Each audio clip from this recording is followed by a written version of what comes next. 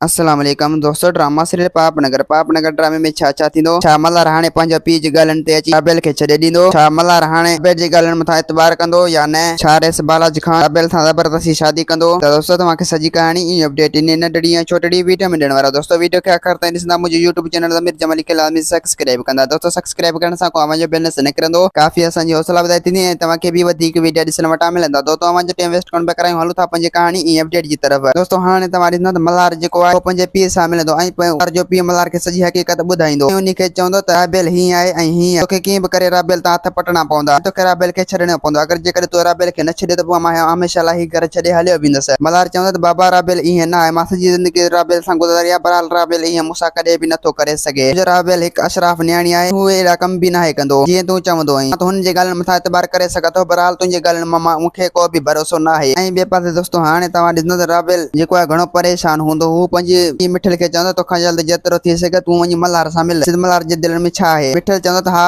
धीअ मां मल्हार सां ज़रूरु मिलंदुसि। मल्हार जे मन में छा आहे ऐं हू तोखां शादी करणु चाहे पियो या न, सॼी हक़ीक़त जी ख़बर पइजी वेंदी। ऐं ॿिए पासे दोस्तों हाणे तव्हां ॾिसंदो त मल्हार जेको आहे राबेल सां मिलंदो। राबेल खे चवंदो त मूं इहे ॻाल्हियूं ॿुधियूं, छा इहे ॻाल्हियूं सच आहिनि या इहे कूड़ आहिनि। राबेल चवंदो तूं पहिरियां मूंखे इहो ॿुधाए त तोखे मुंहिंजे ॻाल्हियुनि मथां भरोसो आहे या पिणे जी ॻाल्हियुनि मथां भरोसो आहे। मल्हार चवंदो त राबेल मूंखे तुंहिंजी ॻाल्हियुनि मथां ज़रूरु भरोसो आहे। राबेल चवंदो अगर तोखे मुंहिंजी ॻाल्हियुनि मथां भरोसो आहे त पोइ अहिड़ा कम ज़िंदगी में न कया ऐं न ई मां कंदुसि। इहो रेस बालाजी खान तुम्हारे पीउ खे फड़कायो आहे त मल्हार इहो संग न वठे, मल्हार इहो राबेल सां शादी न करे। जेकर इहा सॼी चाल रेस बालाजी खान जी आहे ऐं तुम्हारे पीउ खे पैसा बासिया आहिनि। जेकर हाणे तूं चाहे मूंसां शादी करी या मूंखे छॾे ॾी। मल्हार चवंदो त मां न ई बाबा जी ॻाल्हियुनि में ईंदुसि, न ई रेस बालाजी खान जी ॻाल्हियुनि में ईंदुसि। तूं मुंहिंजो ऐं मुंहिंजो थी रहंदे ऐं मां तोसां ज़रूरु शादी कंदुसि। मां तोसां निकाह करे ऐं तोखे पंहिंजो घर ज़रूरु वठी वेंदुसि। इहे ॻाल्हियूं करण सां राबेल जेको आहे ॾाढो ख़ुशि थी वेंदो। राबेल चवंदो त मुंहिंजी दिलि ख़ुशि करे छॾी, पिणे त मुंहिंजो आंड ई साड़ छॾिया। हा मल्हार चवंदो त राबेल बसि तूं इहे ॻाल्हियूं हाणे दादा गुज़र कर, बाबा जी ॻाल्हियुनि में न अचे। दोस्तों उम्मीद है कहाणी आई हूंदी, तव्हांखे पसंदि। असांखे ॾींदा हाणे इजाज़त, वरी तव्हां सां मिलंदासीं के नई वीडियो में। जेसीं ताईं पंहिंजो ख्यालु रखंदा। खुदा हाफ़िज़।